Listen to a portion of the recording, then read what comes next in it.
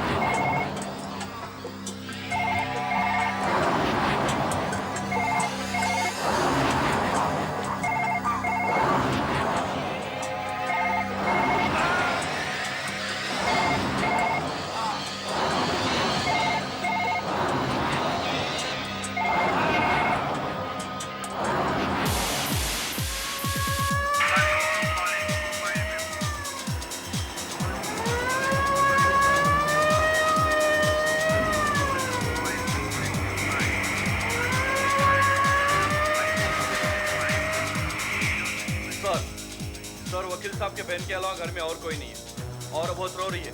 अच्छा, और case suicide का है सर। वकील साहब ने अंदर से दरवाजा बंद करके जहर खा लिया है।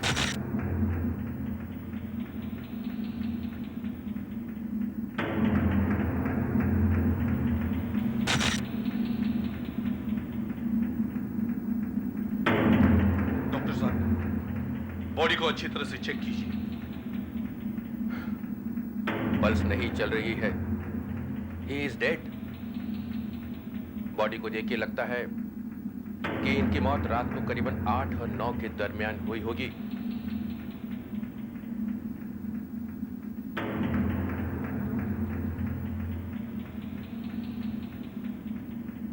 किसी भी चीज को जरा ध्यान से हाथ लगाना। Yes sir. हो सकता है आत्महत्या का कोई नोट वगैरह हो।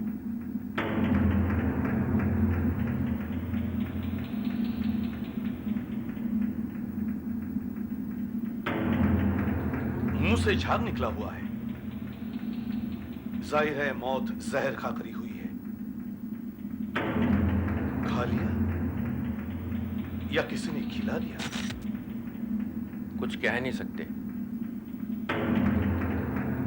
अगर जहर अपने आप खा लिया तो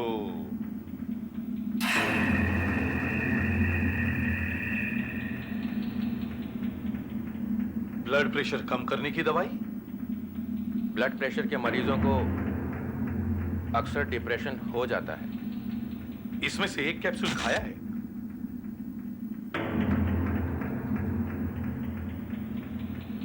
कुछ दवाइयां ऐसी भी होती हैं जो अगर इस दवाई के साथ खिला दी जाए तो आदमी मर भी सकता है।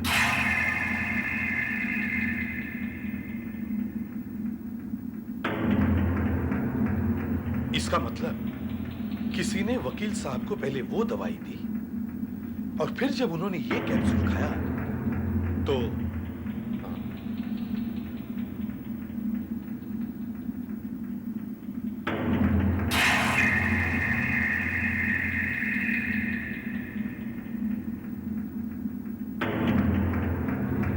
वकील साहब पाइप पी रहे थे।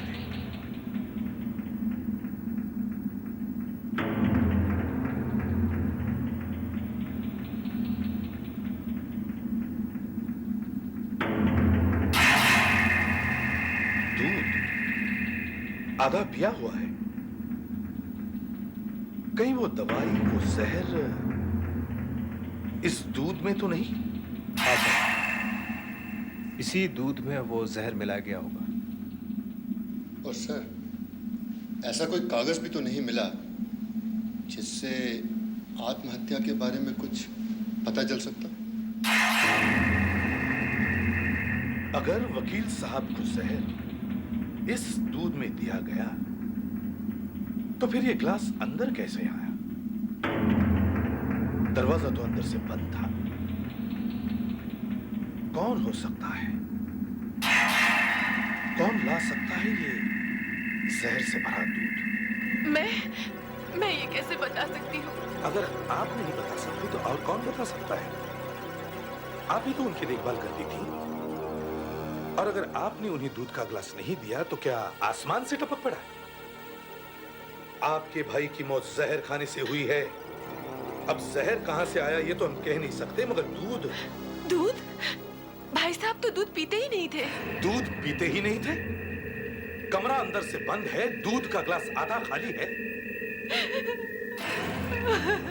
फिर ग्लास अंदर लाने वाला कौन? दूध पीने वाला कौन? हे भगवान, ये सब क्या हो गया? अब मेरा क्या होगा? होना क्या है? सारी जायदाद मिलेगी और क्या? रहने दो ना सरोज, तुम भी। क्यों रहने दो जी? तुम चुप रहो। पिछले 15 साल से हम इस फ्लैट में रहते हैं। एक दिन भी ऐसा ना गया हो जिस दिन इस औरत ने अपने भाई से झगड़ा ना किया हो जायदाद के लिए। नींद हराम कर दी हमारी। वकील साहब आपके पड़ोसी थे, इस तरह की बातें कर रही हैं आप उनके लिए? देखिए, वकील साहब को आखिरी बार जिंदा देखने वालों में सिर्फ आप ही हैं। और तो कोई घर में आया ही नहीं। आई थी। आई थी? कौन? वही चुड़ैल, राधा। कहने को तो वो मेरी बहन की लड़की है, मगर उसे भतीजी कहने में भी शर्म आती है। क्यों? जब देखो जायदाद के लिए झगड़ा करती थी, झूठ बोलती है वो। कल आप वहां से कितने बजे निकली थी?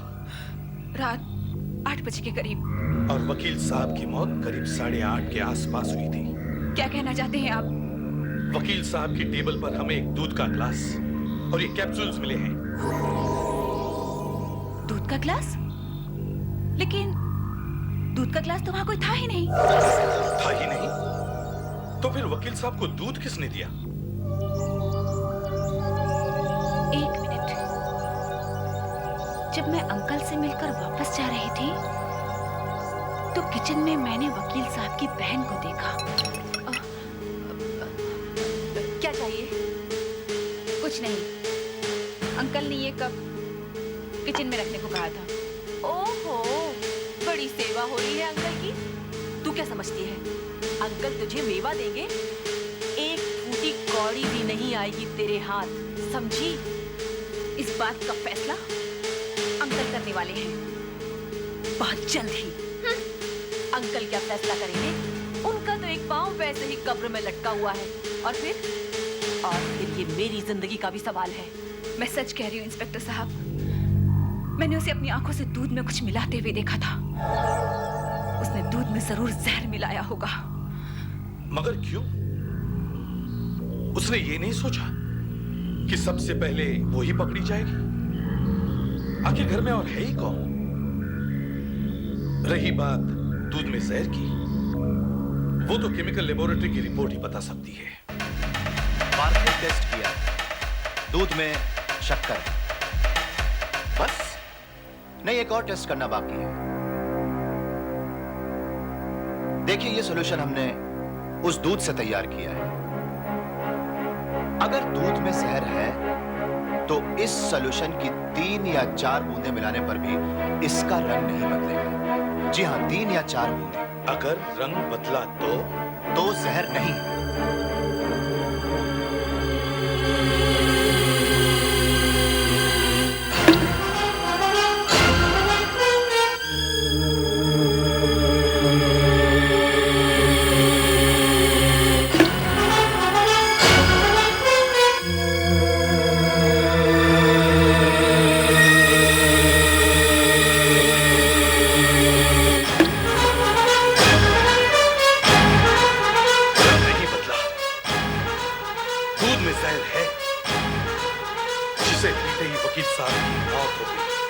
जरा रुकिए, मैं चौथी बूंद गिरा के देखता हूं।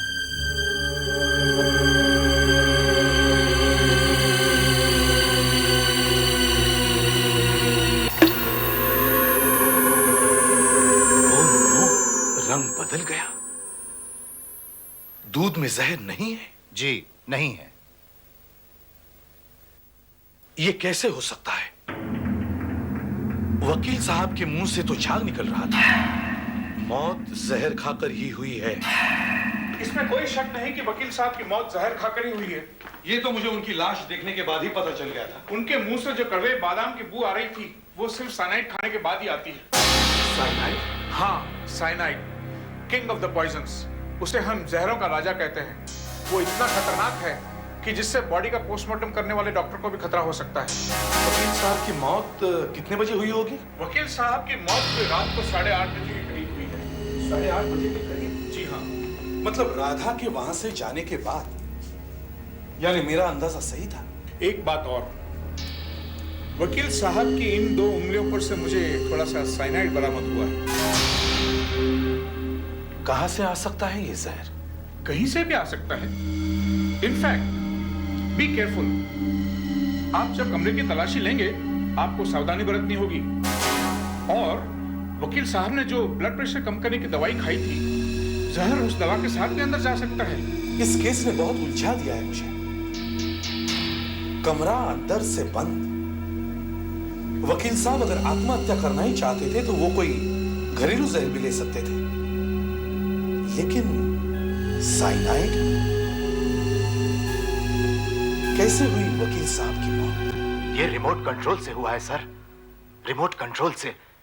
जैसे दूर से रिमोट का बटन दबाने से टीवी ऑन होता है, टीवी ऑफ होता है, वैसे ही दूर से रिमोट का बटन दबाया और आदमी मर गया। बेवकूफों जैसी बातें मत करो। Sorry sir. जिस दिन रिमोट कंट्रोल से मर्डर होने लगेंगे, हमारी नौकरियां चली जाएंगी और फिर कंप्यूटर का इस्तेमाल करना पड़ेगा। सर्जन को वकील साहब की उंगलियों पर साइनाइड के ट्रेसेस मिले, लेकिन साइनाइड वकील साहब की उंगलियों पर लगा कैसे? वो क्या चीज हो सकती है जिस पर साइनाइड लगाकर कातिल चला गया? टेबल लैंप, कुर्सी, पाइप। आगे बोलो। पेन, पेपर, पैसा।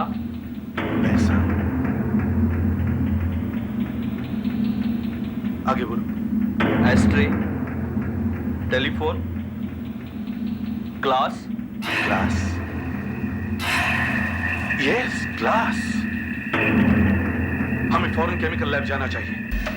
अगर इस ग्लास पर कहीं भी साइनाइड लगा हुआ है तो वो इस गैस के लगाने पर अपने आप साफ साफ दिखाई देगा।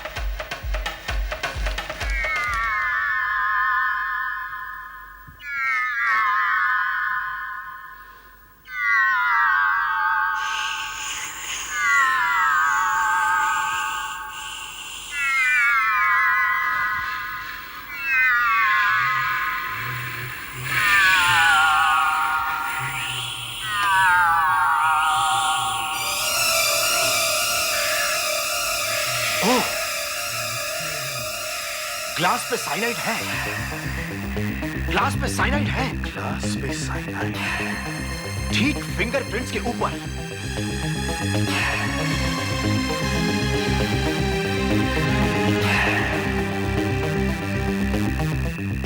यस, फिंगरप्रिंट्स की रिपोर्ट में लिखा था कि इस ग्लास के ऊपर वकील साहब के अलावा उनकी बहन के फिंगरप्रिंट्स भी मौजूद हैं। वकील साहब की बहन को अरेस्ट करो। मैं भगवान की कसम खा के कहती हूँ, मैंने भाई को जहर नहीं दिया है। राधा ने तुम्हें अपनी आंखों से दूध में कुछ मिलाते हुए देखा था। नहीं इंस्पेक्टर साहब, मैंने दूध में सिर्फ शक्कर मिलाई थी। वकील साहब की मौत का फायदा आपको और राधा को ही हो सकता है। तो फिर आप उसे क्यों नहीं पकड़ते? मैं अपने भाई को क्यों मारूंगी? वही तो मैं सोच रहा हूँ कि वकील साहब का ज्यादा से ज्यादा पैसा आपको और आपकी बेटी को मिलने वाला था। तो फिर इतनी जल्दी क्या पड़ी थी वकील साहब को खत्म करने की? लेकिन मैंने तो आपको बताया था, भाई साहब ने गोवा वाली जमीन बहुत पहले ही मेरी बेटी के नाम कर दी थी। मगर राधा बार बार वकील साहब के पास आने लगी और फिर आपको इस बात का एहसास होने लगा कि कहीं वकील साहब वो जमीन आपकी बेटी के बजाय अब राधा को न दे दे। इससे बड़ा और क्या कारण हो सकता है वकील साहब को मार डालने का? मैं आपको बताती हूँ, उस दिन जिस दिन भाई साहब की मौत हुई, राधा जब भाई साहब के कमरे से मेरे पास किचन में आई। ओहो, आप क्या समझती हैं? अंकल को दूध का एक ग्लास देकर उनकी देखभाल कर रही हैं आप?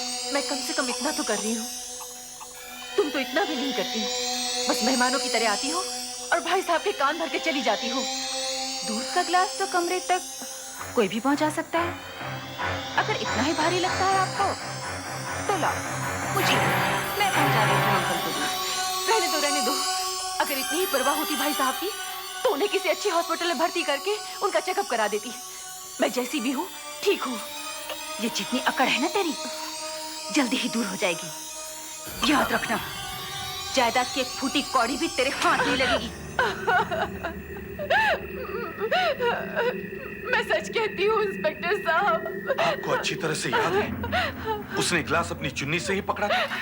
हाँ, मुझे बिल्कुल याद है। वो पीले रंग की चुन्नी थी। मुमकिन है जहर उस चुन्नी के जरिए ग्लास तक पहुंचा हो। हाँ। कहां से साइनाइड वकील साहब के शरीर के अंदर गया? अगर चुन्नी पर साइनाइड लगा होता तो राधा खुद मर सकती थी, और फिर ग्लास के बाहर लगा साइनाइड शरीर के अंदर कैसे पहुंचा? साइनाइड ग्लास से हाथ से मुंह में, या फिर किसी और चीज से हाथ से ग्लास पर, ग्लास से मुंह में। मगर वो चीज क्या हो सकती है जिससे साइनाइड आया? हमें फिर से वकील साहब के कमरे की तलाशी लेनी होगी, तभी पता चल सकता है कि कातिल कौन है। देखिए, मास्क और ग्लव्स का इस्तेमाल तो आपको करना ही पड़ेगा। मेरे पास ये सॉल्यूशन है। अगर आपको किसी भी चीज पर शक है तो इस सॉल्यूशन को उस पर लगाने पर हमें यह मालूम पड़ जाएगा कि उस पर साइनाइड है या नहीं। फिर भी डॉक्टर साहब, आप कुछ एंटीडोट तैयार रखिए, कुछ दवाई तैयार रखिए। साइनाइड इंसान को बचने के लिए बहुत कम वक्त देता है। Precaution is the only antidote, और यह बात आपको अपने ऑफिसर्स को समझानी होगी। सब लोग सावधान रहिएगा भाई। राजन। Yes sir. शिंदे, देसाई का